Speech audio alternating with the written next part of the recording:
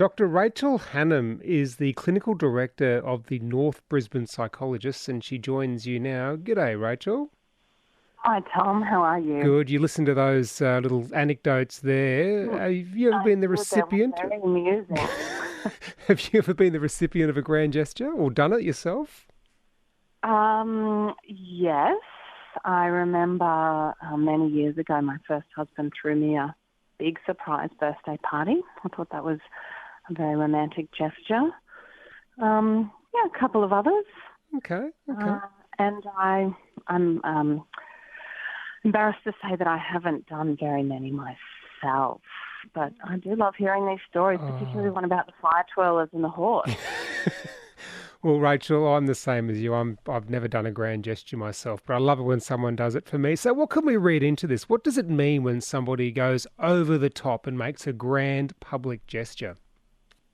I mean, it could be a really fantastic way for that person to channel their feelings and their creative energies so that they give that beloved person a memory that they'll never forget. How fantastic. If it's more about the other person's needs and feelings and it's non-manipulative, then I think it's absolutely wonderful. What does it? And all Yeah. those stories that you just got from your colleagues, they sounded to me like they were intended to make the other person feel cared for and feel loved, which was lovely. Yeah, it is. But is there a dark side to grand gestures, or can Well, there be a dark side? there absolutely can be. I was doing a bit of research on Reddit um, earlier, the font of all empirical data, and there were some stories there of grand romantic gestures from films that would just be creepy in real life. You know, turning up at someone's doorstep at 2 a.m. and inserting yourself into their life in an unwanted way. But we do see these supposedly romantic gestures from people, love bombing, for example, where the motive isn't really to make the other person feel loved and cared for, but more kind of indebted to them or under their thumb. So we do see that sort of more coercive and controlling behaviour disguised as romantic gestures sometimes. So what you're saying is, some people will, if they've got underlying issues within the relationship, they'll bombard their partner publicly with love, so that then the partner feels like they're compelled to stay in the situation. Is that what we're talking about with love bombing? That's right. Yeah, I just looked it up, and there was a Queensland government website describing love bombing as one of the tactics of psychological abuse and coercive control, Oh. because the intention is not to make the other person feel loved and cared for and supported, but rather to get them under your control and have them feel indebted or possibly even um, afraid to say no to you. Okay. Dr. Hannam, we speak about the five love languages. Do grand gestures fall under any of one of those five?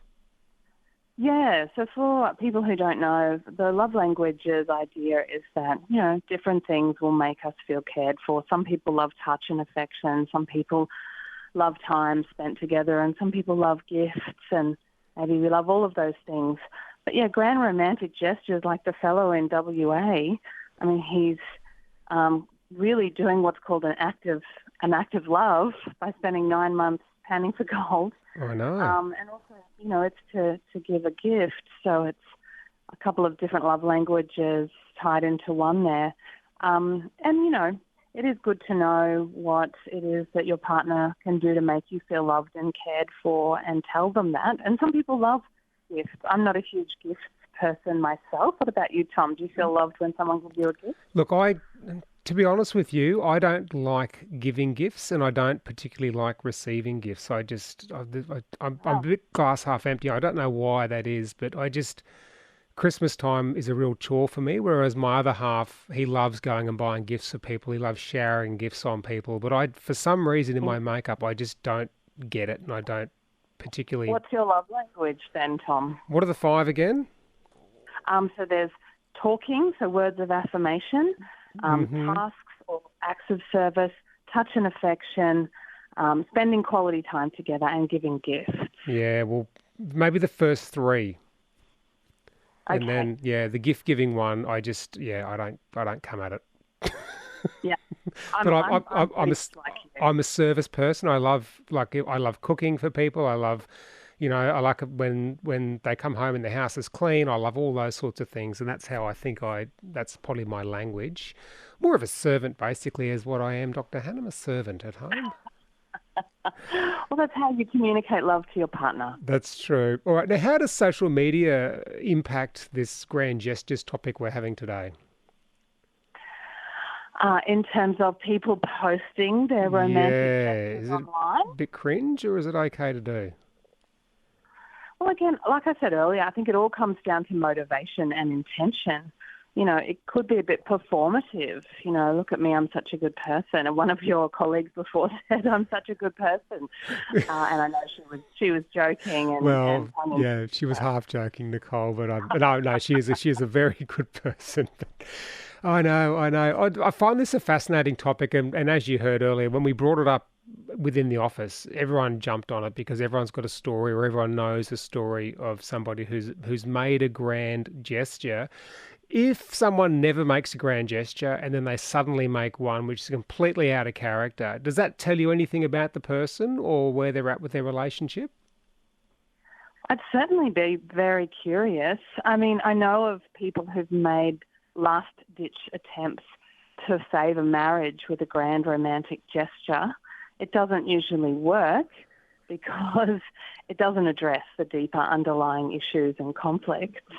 The intention might be quite sweet, but the outcome probably isn't what the person is looking for. Ultimately, relationships require time and thoughtfulness and learning better skills for conflict management and empathy and a whole range of things that are hard won and don't come easily. Hopefully we just get better and better at relationships over time, but it's a lifelong project.